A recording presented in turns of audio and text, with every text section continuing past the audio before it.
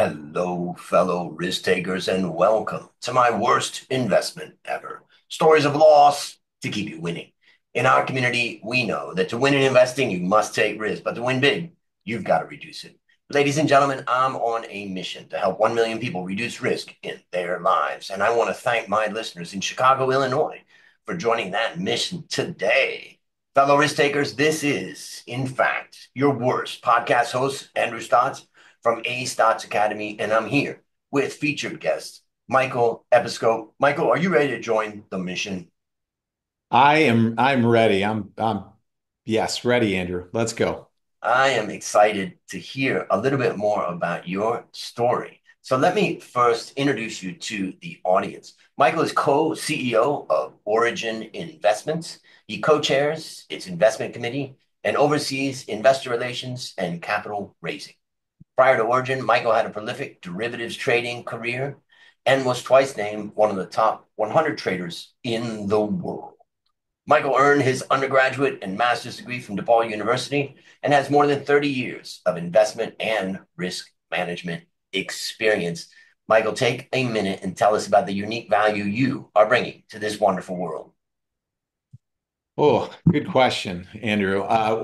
Well, when I think about that question, it's really the things that bound my two careers together, and it's both. I think risk management, the ability to process information very quickly, but identify opportunity at the same time. And managing risk, or I would say absence of loss, is not gain, and you can manage risk by doing nothing, but it's taking calculated risk, and that's what, excuse me, why in my first career I was very successful. I could process information very quickly. I could make decisions. I knew how to manage risk. I knew when to kind of back up the truck and make big bets and when it was really in my favor. And I also knew when to slow down and empty it and kind of pull back and take a couple steps back. And the same thing has really benefited me in real estate investing as well at Origin Investments. And I've been lucky enough to have a fantastic partner as well. We share a lot of the same views about life. And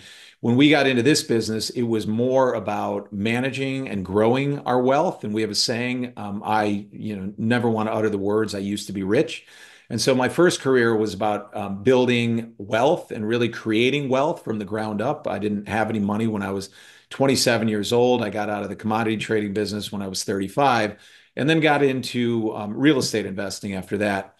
And investing is really about behavior, and it's not about what you know. It's at the end of the day, it's about how you behave and manage downside. And I've always been a student of the game, whether it's commodities trading or investing in the stock market or private equity or real estate. And it's just being able to stay the course and being able to invest through different real estate cycles and understand what it really looks like to truly stress test your assumptions and get to the other side. And that's, I think, what is unique to my own skill set, what I brought, and why I've been successful twice.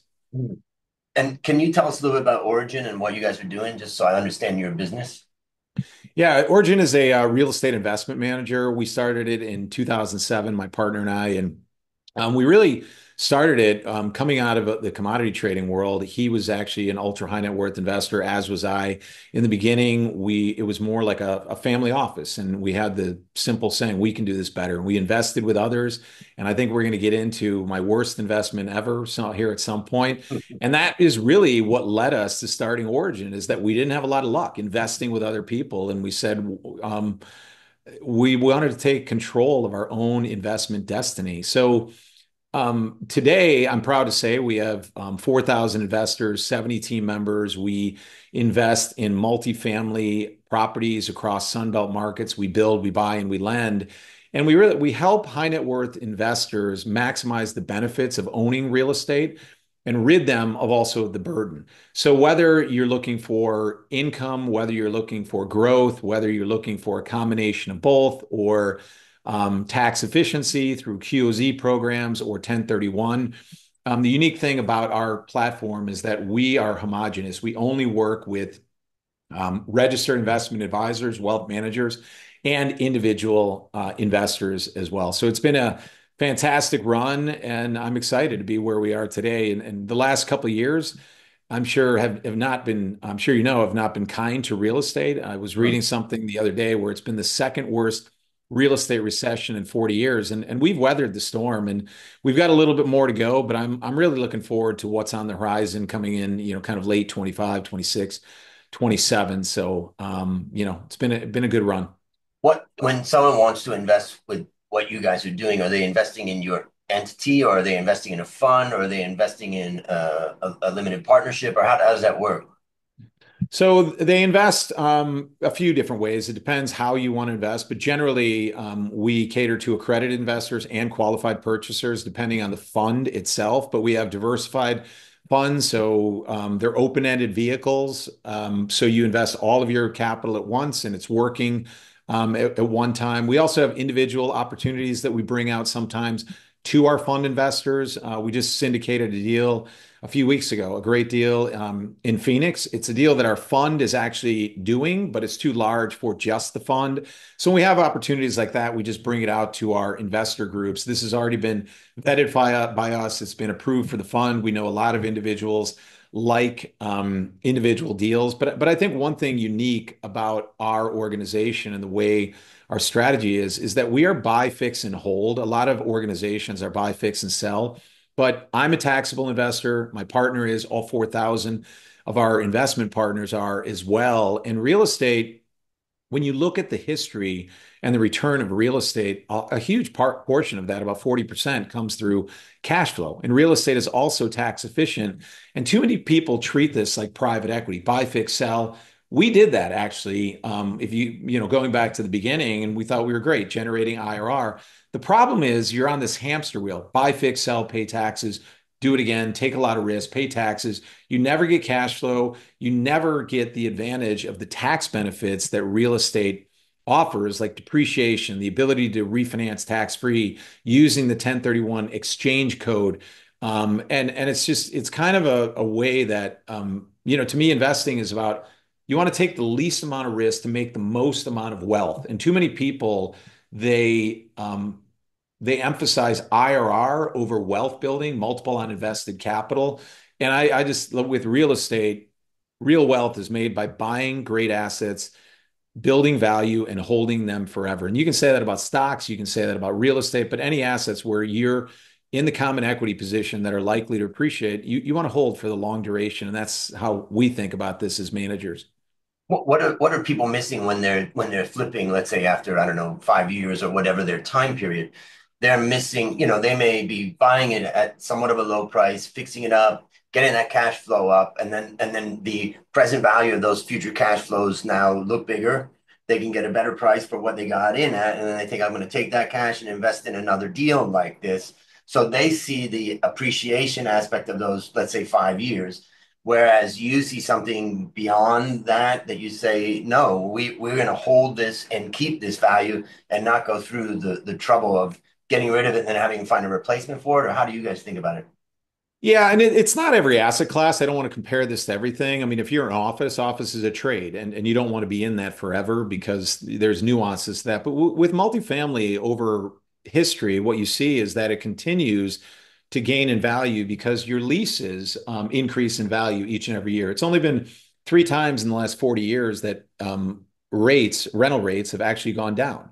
And so it keeps up with inflation. It always has utility and it's a need-based asset.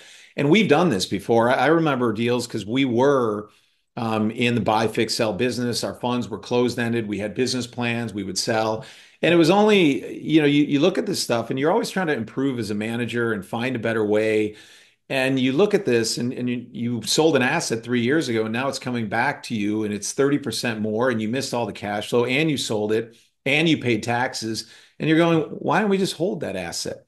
And so that is really what it's about is having that strategy to minimize the taxes, to continue to compound, to generate the appreciation. You're going to go through cycles. You're never going to buy the bottom and you're never going to sell the top. But if the market is like this and it just keeps going up and up and up, kind of like the stock market, then you want to hold these for a long, long time. And I think we all know people who've owned real estate for 20, 25, 30 years and they bought it for, 800 to whatever, $200,000 and now it's worth $8 million. It's not always going to happen, but in any portfolio, your outliers are going to make up for your duds because the Mm. most you can ever lose is your capital that you invested, but the upside is unlimited. And that's the way a stock portfolio, and it's no different in real estate investing.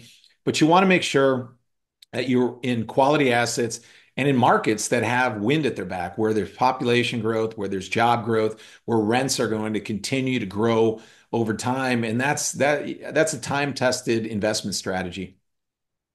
When I think about real estate, I think about closed-ended funds because Mhm. you just don't want people ripping their money out, and then all of a sudden you got an illiquid asset that you need to somehow liquidate. You did mention open-end though. Do you have anything that's open-ended? I didn't understand that.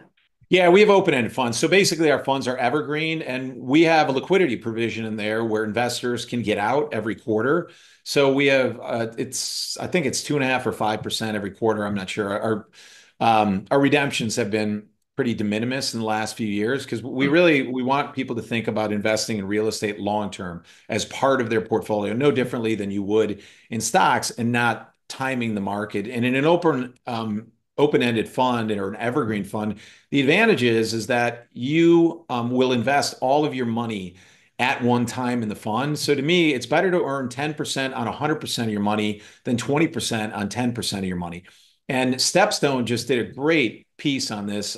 This was sent to me last week, but it was showing the IRR equivalent of closed-ended funds versus open-ended or evergreen funds and what they needed to achieve to create the same multiple. And by the way, this is on a pre-tax basis. Hmm. So if we do this on a post-tax basis, it's even better. But they were showing like for a 10% return in an evergreen fund, the closed-ended fund need to earn like 15% to get the equivalent in multiple over that time period because IRR is often confused with annualized return.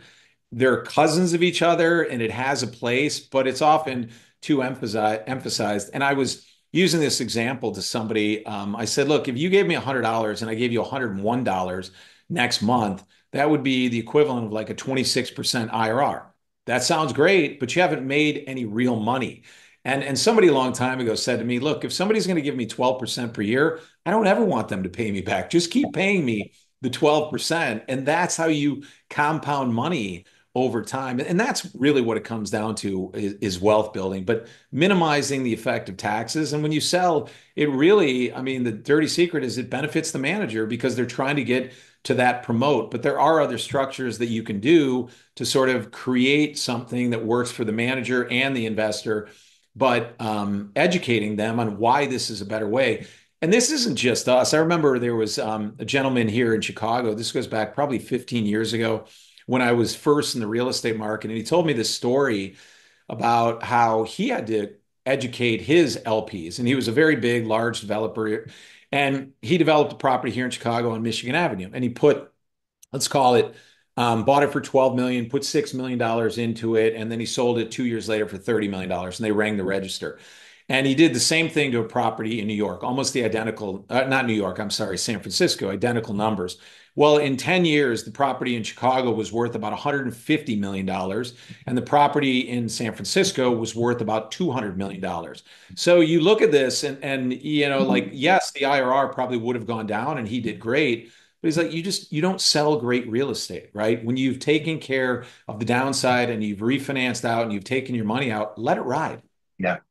One last question related to your business. Let's just say there's a high net worth person out there, man or woman, and they're sitting on a lot of money, but they're a really simple investor, and they just put it all into an index fund for, let's say, the S&P 500 as an example, type of index fund, and they've been doing just fine. They're not too, they're not too worried about it. They're getting, 8 to 12% return on average over the years, depending on when they started that. But they're getting older and they're thinking maybe I should bring in another asset class or I should look at something. If you went to that person and said, here's the benefit of bringing in real estate, into your portfolio, or let's say your instruments as an example, first thing is number one, uh, how much should that person bring in of this asset class into their Mhm. portfolio? And number two is what is the return expectation that you think they should have going forward based upon your knowledge? And then how does that impact? In other words, what's the correlation and how does that impact the volatility of their overall portfolio? Yeah, a lot of questions there. So let me make sure I got them all. Uh, it, it's a very personal. There's always value in diversifying and going into something like real estate because it is less correlated, especially private real estate. If they're going to or if they're going to get into public REITs, you're going to be much more highly correlated because public REITs do swing with the markets and there's volatility in there. But in private real estate, you're going to get the true value of the real estate, and sometimes the public and the private markets are disconnected. And in multifamily real estate, we're about 40% correlated to the stock market. So you've reduced your volatility for one. The other thing is, depending on what your needs are, where are you in your life? Do you need income? Do you want more growth? Because we have funds that will generate, our credit fund, for example, where you can get 11% in income, and it's only income. That's where 100% is. And these are debt instruments that are generating, that are invested in multifamily properties. And then we have something like our Income Plus fund that is in the debt and common equity sleeves. And it's a diversified fund, multi-strategy fund, where you're going to generate more of a 6% return, but then you have future appreciation. So it depends on what the individual person is looking for in their portfolio. Because right now, the stock market yield, I think it's 2% or maybe even a little bit less, and there's not much income to that.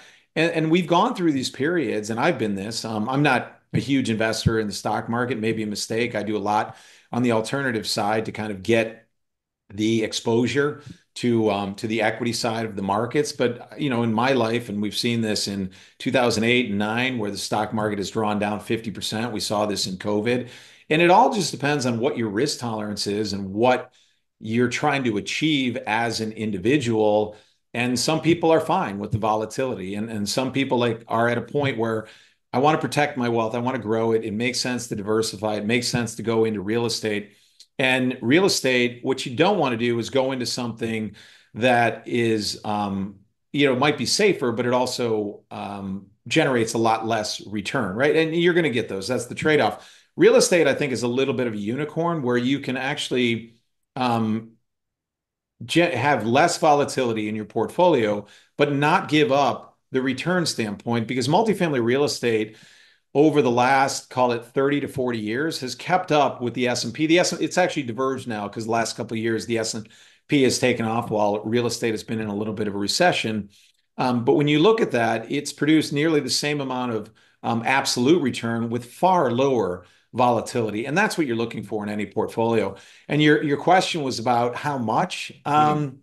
Our investors are anywhere between 5% of their portfolio, just sort of dipping their toe, all the way up to 25, 30%. And, if you're somebody like me, maybe you've got 50% of your portfolio in real estate. So it depends on which products you're in and where, you're okay taking that risk. But I think in some ways, you can actually de-risk the portfolio considerably by diversifying into real estate.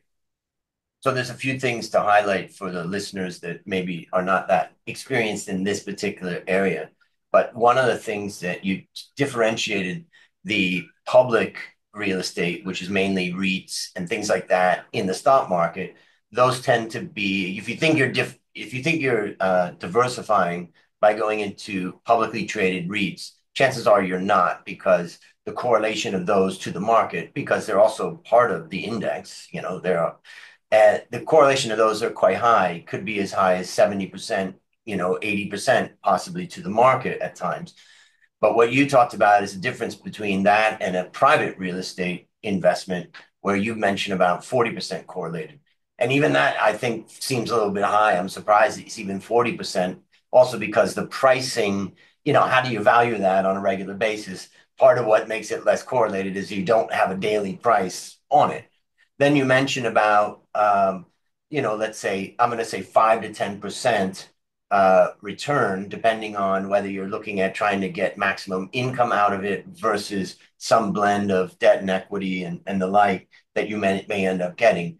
And so if you were to just have a crystal ball, and let's say that we were to look forward and we were to say the US market stock market is going to have a 10% return on average for the next 30 years, Mhm. right?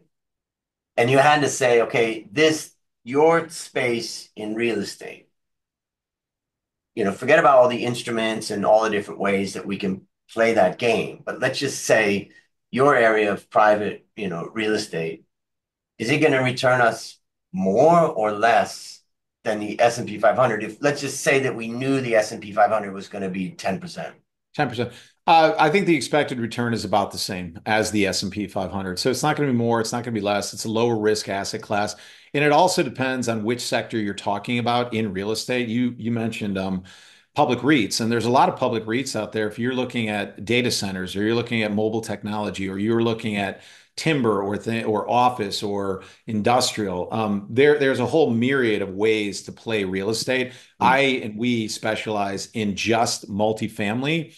And multifamily has been proven to be a great hedge against inflation because rents and housing make up about 30% of the CPI. So when our rents go up, CPI goes up. And when CPI goes up, it's usually as a result of rents going up in a multifamily housing development. So it's really a great hedge, especially for what's going on right now. And when you say, crystal ball, I'm excited about what the next 2 years looks like. We are actually, you may or may not know this, but we are sitting today in one of the worst supply gluts we've seen in the last 50 years in multifamily real estate. And we're going to deliver about 190,000 units, or we did this last quarter. We're going to deliver another 160,000 next quarter. And then it slowly continues to creep down. And when we get past 2025 into 2026, we're only going to be delivering about 50,000 units per quarter. And we need to be delivering about 80 to 100,000 to keep up with just population growth and new household formation. And we also have a housing shortage. So in some ways, we've been in a recession for the last 2 years. Interest rates have remained high. Deals don't pencil out, which is going to create this supply issue going in the forward. The reason why we're in this supply glut is because of zero interest rates looking back. Fed policy takes a long time before it impacts real estate.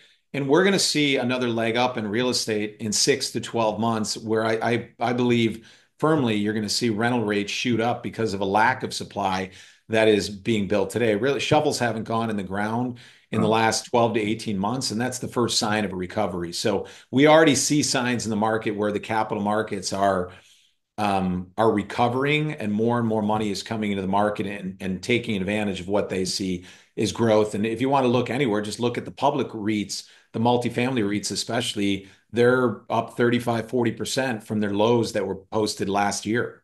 Yeah.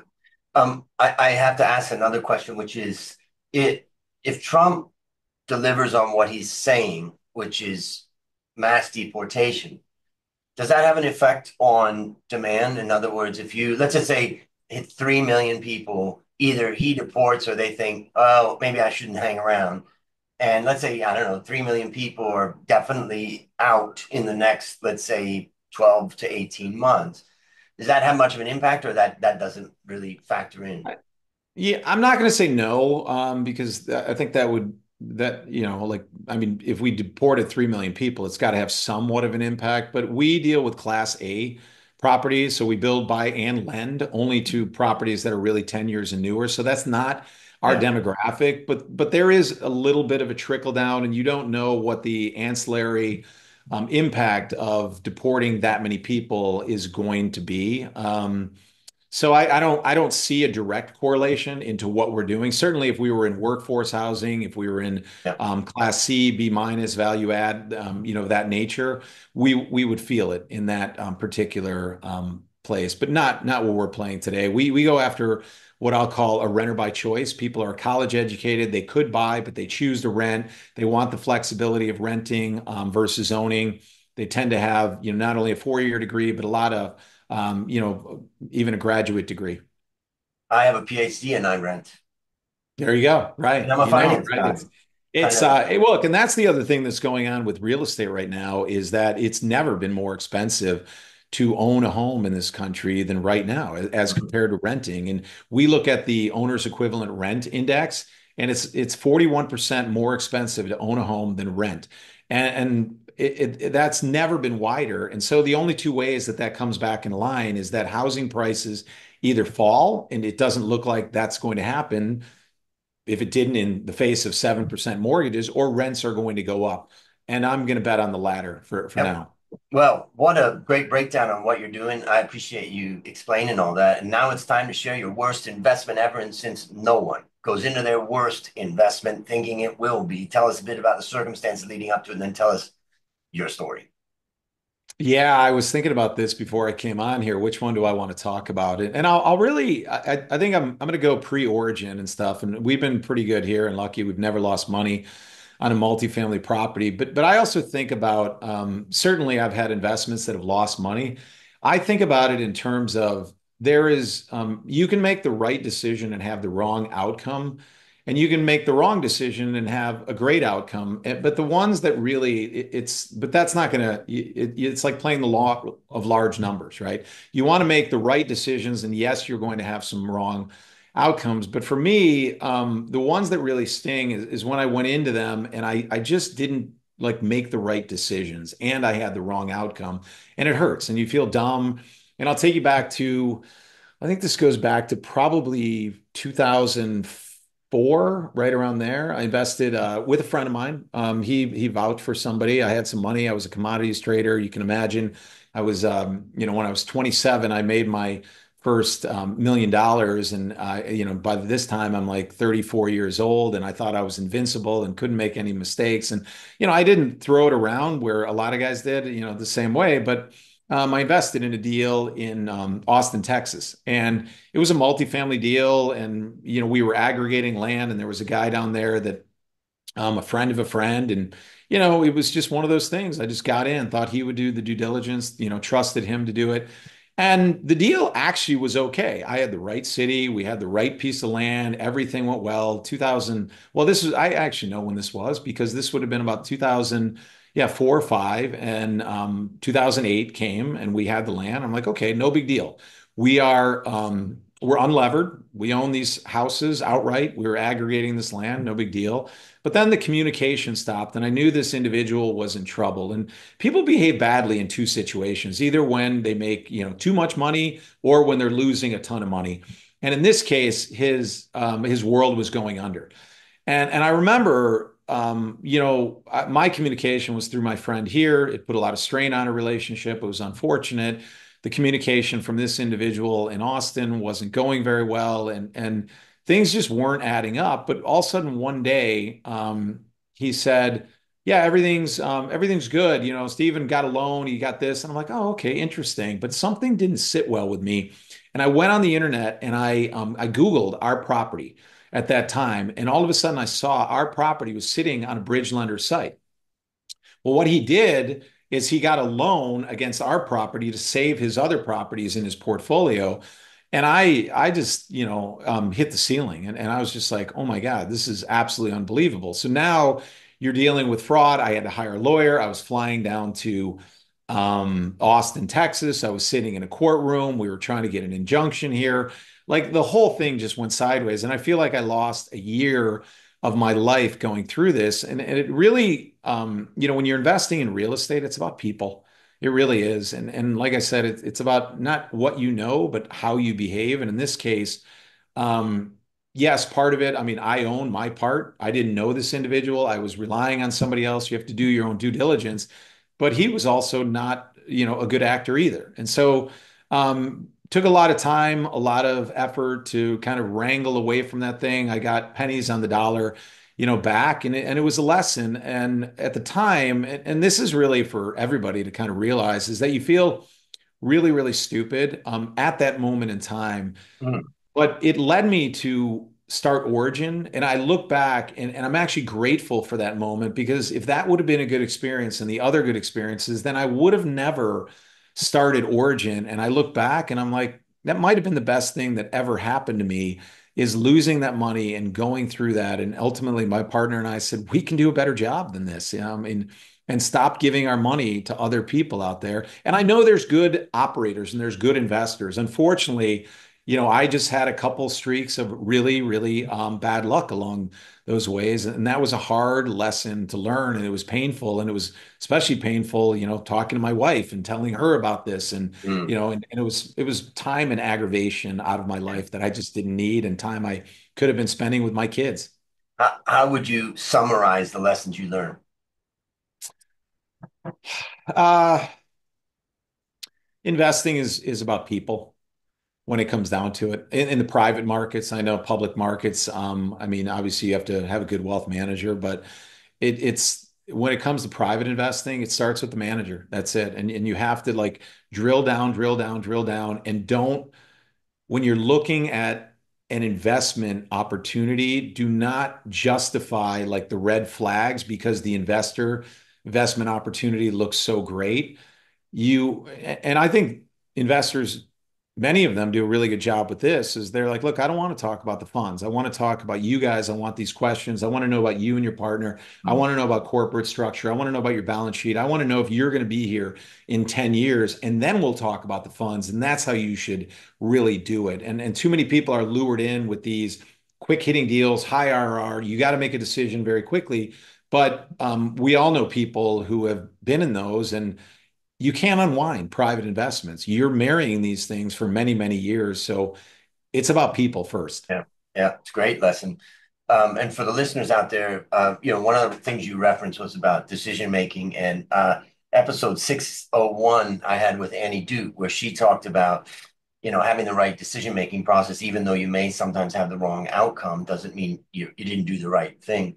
Another interesting one in relation to this was episode 384, and that's Michael Morawski, who spent 10 years, was sentenced to 10 years in jail for fraud, for taking money from one entity and using it to save another. He didn't, fully understand that that was a serious, serious thing. So for any listeners out there, the most important thing to take away from it, from my perspective, is that when you have any type of business venture, you bring in people investing into that specific business venture.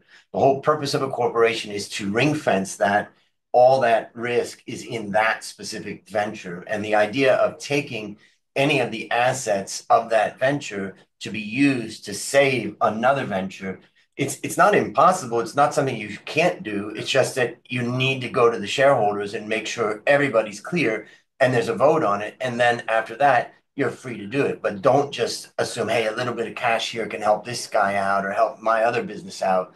That's the big no-no. Anything else you would add to that? That's a great story, and it just reminds me. I forget the exact book I was reading, but it's about these lines in life that we're faced with, and so many people. And the book was really about. It might have been Morgan Housel's book about behavioral investing, Mm. but it was really about how people cross this line that they shouldn't, and then once you cross that, they keep crossing it, and next thing you know, they wind up in jail, right? Like, oh, I'll never do this. Okay, I'll just do it this one time where I'll cross this and stuff. And you can't do that. And once you make that exception one time, you've gone over that line, and that line keeps moving and moving and moving. And everybody, or anybody who's been, accused of financial crimes, they justified everything that they were doing along the way. Oh, this isn't a big deal. I'll repay it. I'll do this. I'll just do this once. And like that's how things start. So you, Yeah. you have to find people with the utmost integrity, and find the stories, especially when you meet them. But we're in the business of building relationships and trust with individuals, and it takes years and decades sometimes to do that, and you can break it just by doing one wrong thing.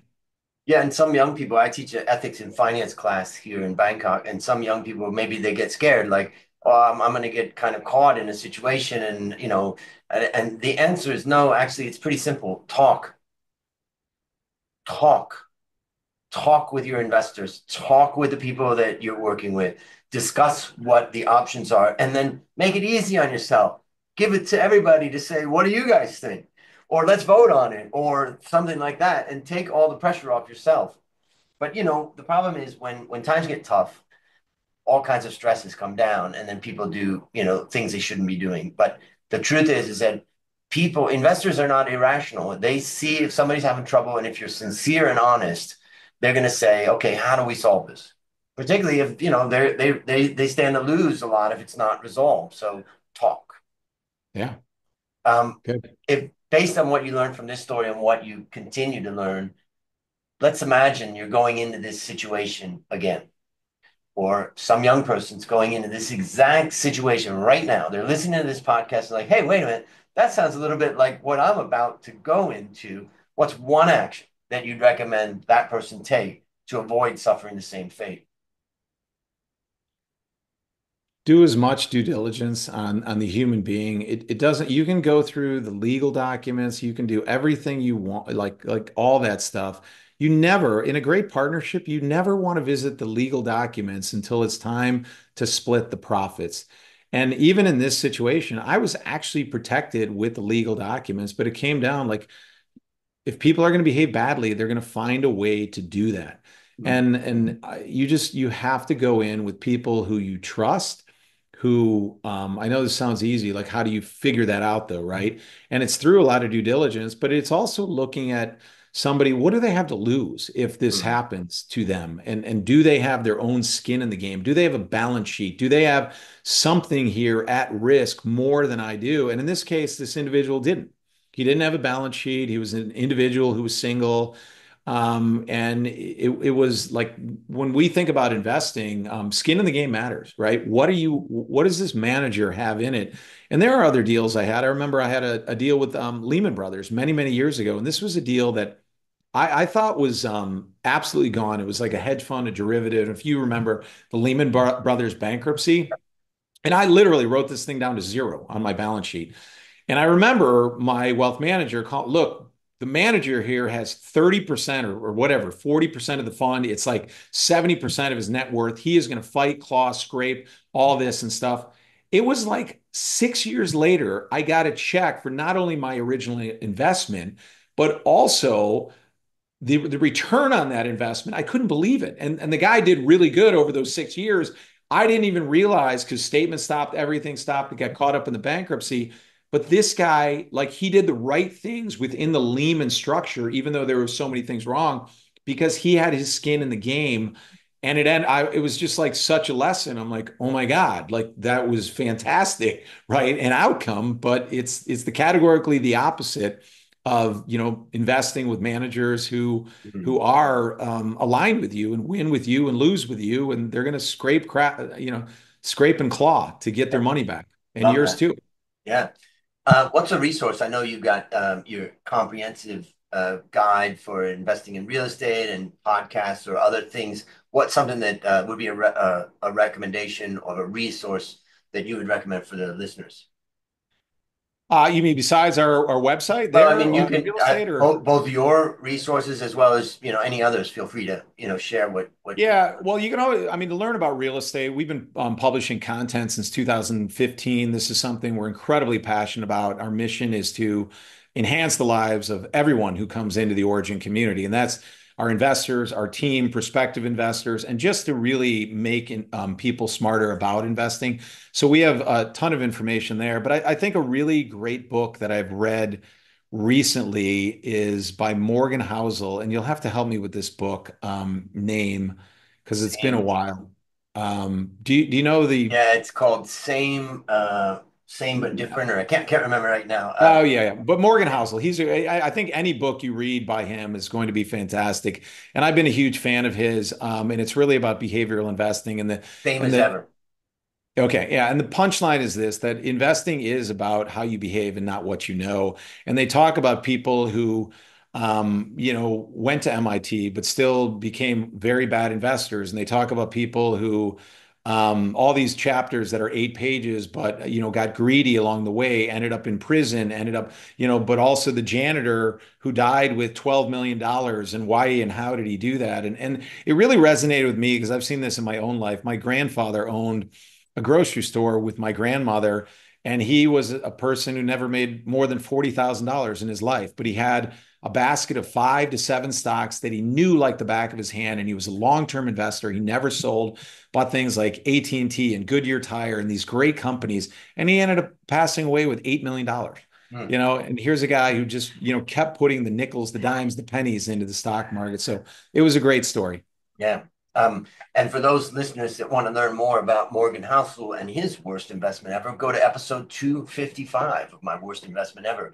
That was just when he was publishing his book, The Psychology of Money. And so he shared a little bit of that. Oh, that was it. Psychology of Psychology of Money. Money. That was the Okay. one I read. Yeah, Yep. I apologize for not knowing the name. I should have Yep. Yep. come on, but that is a great quick Yeah. read. Every chapter is 5 to 8 pages. I learned so much, and it'll resonate with anybody. Yeah. It's one of the top books of all time in the finance space for personal finance type of questions. All Yeah. right. Last question. What's your number one goal for the next 12 months?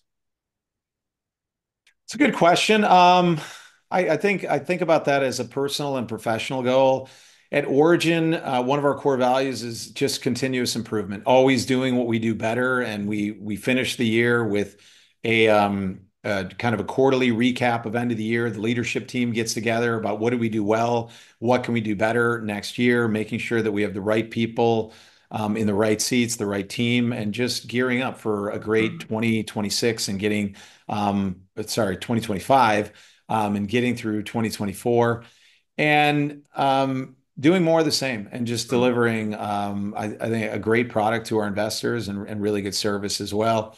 On the personal side, I'm at a point in my life where I've got two kids in college, and I've got one still at home, an 18-year-old. He's a senior, so spend as much time with him as I possibly can, and then enjoy life after kids as an empty nester with my wife. We just celebrated 25 years of marriage, so that's exciting. We're looking forward to this next chapter. That's exciting and makes me think of a great song by The Who. In the next year or so, you're going to be singing this song. I'm free. I'm Maybe, free. maybe, but for now, yeah, it's a little when you're in the moment, you're a little sad seeing your kids Yeah, go off. enjoy But it. I will tell you, it's a really special week. This is Thanksgiving, and all three of the kids are home right now. And maybe a That's minute ago, funny. you could have heard my son Sean screaming and yelling. He just got home and he's playing with the dog right now. So. Exciting. You want to get off this thing, I know. All right, listeners, there you have it. Another story of a loss that keep you winning. Remember, I'm on a mission to help 1 million people reduce risk in their lives. As we conclude, Michael, I want to thank you again for joining our mission. And on behalf of A Stotz Academy, I hereby award you alumni status for turning your worst investment ever into your best teaching moment. Do you have any parting words for the audience? I'm good, Andrew. Thank you so much for having me on today. Yeah, it's been great. And that's a wrap on another great story to help us create, grow, and protect our wealth. Fellow risk takers, let's celebrate that today we added one more person to our mission to help 1 million people reduce risk in their lives. This is your worst podcast host, Andrew Stotz, saying, I'll see you on the upside.